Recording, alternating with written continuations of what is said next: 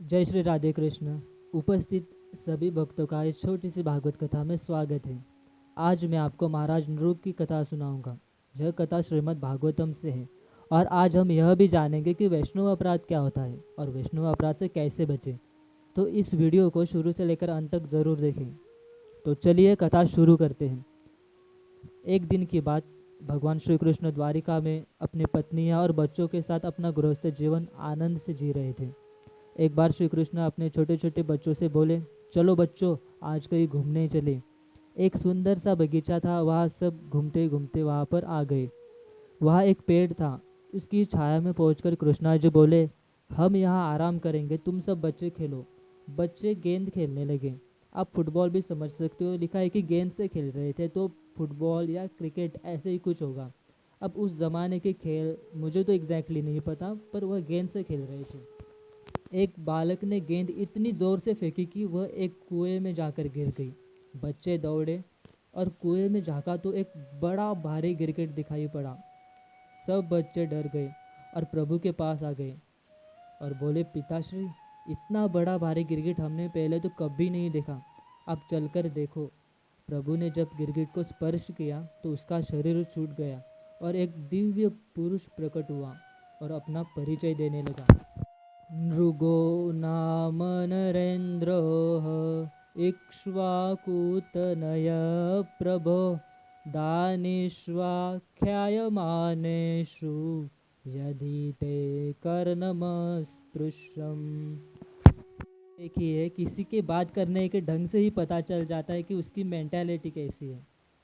आप किसी भक्त के पास जाकर बोलोगे ना कि वाह प्रभु, आप तो कितने बड़े भक्त हो, तो वह तुरंत बोलेंगे कि हम कहाँ भक्त है, हम तो भक्त दासानुदास है।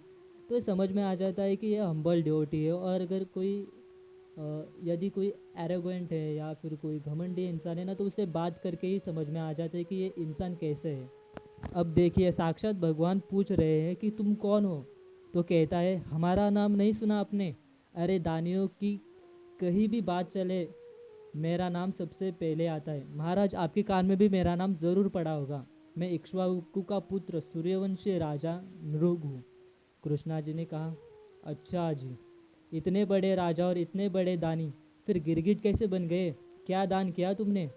तो नृग बोले, जी मैं गाय का दान करता था। इतनी गायों का मैंने दान किया कि आकाश के तारे शायद कोई गिन ले, पृथ्वी के अणु परमाणु शायद कोई गिन ले, परंतु मैंने इतनी गायों का दान किया है कि उनकी गिनती असंभव है। तो कृष्णा जी ने कहा, बूढ़ी टेढ़ी गाय को दान कर तो होएगो, सो गिरगिट बन गयो। तब वह नृग बोलता है कि नहीं नहीं महाराज, पयस्विनीस्तरुन्नि शील रूपो गुणोपपन्न कपिला हेम श्रृंगी न्यायार्जिता रूप्य खुरा सवत्सा दुकुल माला भरना ददावहम।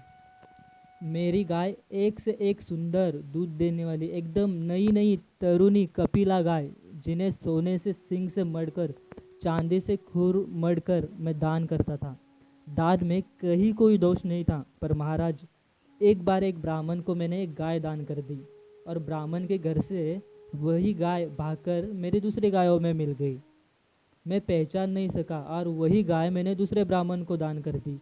अब दूसरा ब्राह्मण उस गाय को लिए जा रहा था और पहला ब्राह्मण उसी गाय को ढूंढता फिर रहा था। दोनों आपस में टकरा गए। एक कहता है कि ये गाय मेरी है, दूसरा कहता है कि ये गाय मेरी है, मुझे अभी अभी राजा ने दान में दी है।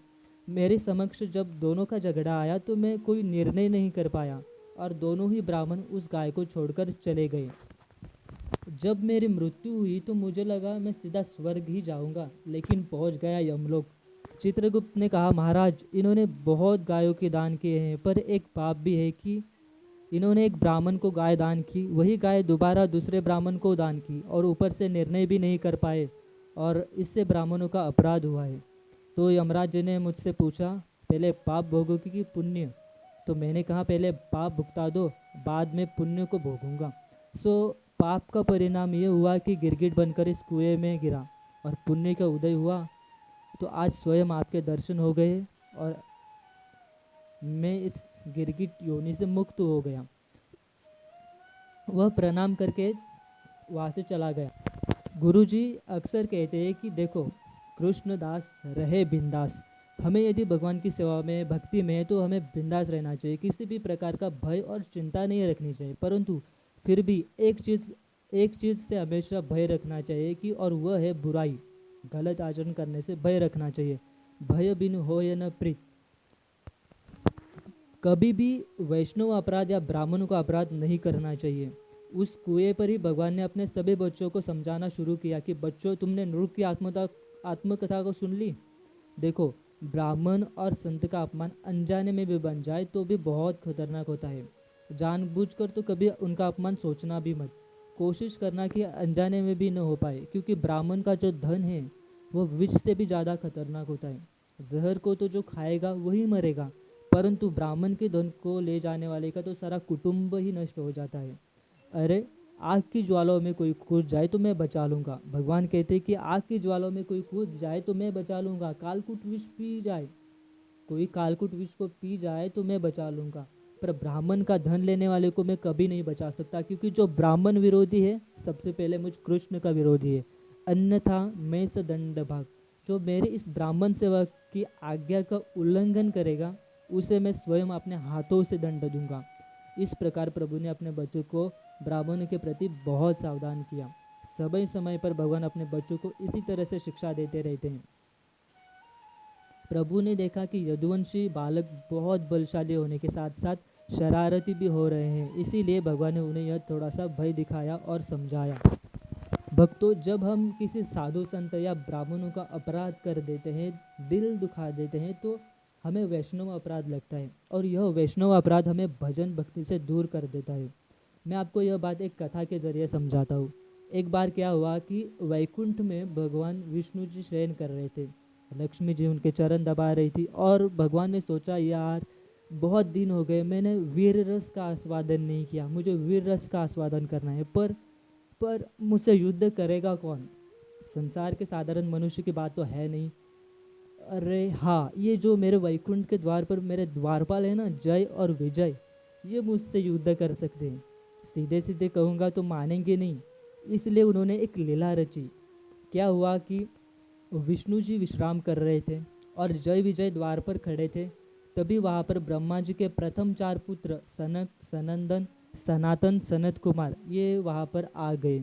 भक्तों, जब से इनका जन्म हुआ है ना ब्रह्मा जी से, तब से वह भगवान में ही आसक्त हैं, भगवान के शुद्ध भक्त हैं। भगवान ने इन पर प्रसन्न हुए थे, इन पर, और कहा कोई वरदान मांग लो। तो इन्होंने कहा कि हम 5 साल के बच्चे ही बने रहे। तब भगवान ने कहा तथास्तु, और ऐसे सनत कुमार वैकुंठ के द्वार पर पहुँचे। तो जय विजय ने कहा, देखिए प्रभु विश्राम कर रहे हैं। सनत कुमारों ने कहा, लेकिन हमें उनसे मिलना है, दर्शन करने हैं। जय विजय ने कहा, क्षमा कीजिए, परंतु आप अभी नहीं मिल सकते, हम आपको अंदर नहीं जाने देंगे। फिर सनत कुमारों ने कहा, क्या यार, तुम भक्तों को भगवान से मिलने नहीं दे रहे हो? ये तो असुरों जैसे कार्य हैं, जाओ, हम आपको श्राप देते हैं, आप असुर ही बन जाओ। ये सुनकर जय विजय शौक हो गए। तभी अंदर से भगवान आया और पूछा जय विजय से कि क्या हुआ यहाँ पर? प्रभु, क्या नहीं हुआ ये पूछिए, हम तो आपकी सेवा में थे और हमें ऐसे श्राप मिला। फिर भगवान सनत कुमारों से मिले और सनत कुमार भगवान के दर्शन करके वहाँ से चले गए। विष्णु जी ने कहा कि देखो जय विजय, मेरे भक्तों ने आपको श्राप दिया है तो पृथ्वी पर जाना ही होगा, असुर बनना ही होगा, परंतु आप मेरे द्वारपाल हो, इसलिए 3 जन्म के बाद आप फिर से वैकुंठ में लौट कर आओगे। तो सबसे पहले ये हिरण्याक्ष और हिरण्यकशिपु बने, फिर रावण और कुंभकर्ण बने, फिर तीसरे जन्म में शिशुपाल और दंतवक्र बने, और भगवान ने इनसे युद्ध करके वीर रस का आस्वादन किया। कहने का अर्थ यह है कि चाहे आप भगवान के द्वारपाल ही क्यों ना हो, साधु संत से अपराध किया तो भगवान के भजन भक्ति से हम दूर हो जाते हैं। भक्तों, चैतन्य चरितामृत में लिखा है, ब्रह्मांड भ्रमिते कौन भाग्यवान जीव, गुरु कृष्ण प्रसादे पाए भक्ति लता बीज। भक्ति को लता कहा गया। भक्ति पेड़ की तरह मजबूत नहीं होती, भक्ति तो लता के समान है। भक्ति लता 2 महीने की हो या 1 साल की हो, लता तो पतली सी होती है, वृक्ष की तरह मोटी नहीं बन जाती। लता जो है बड़ी पतली सी होती है।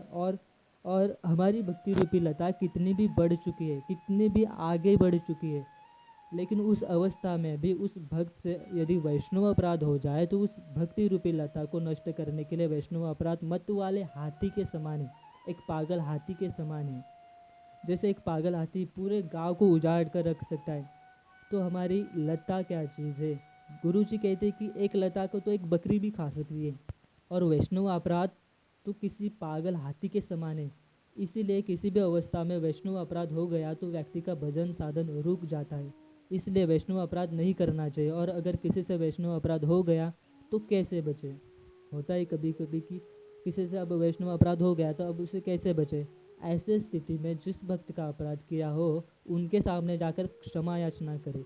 वह माफ़ करे नहीं करे फिर भी एक बार क्षमा मांगकर वापस आ जाना चाहिए। फिर भजन भक्ति में लगे तो सब संभल जाता है। मैं इस कथा को अब यहीं पर विराम करता हूँ। राधे राधे।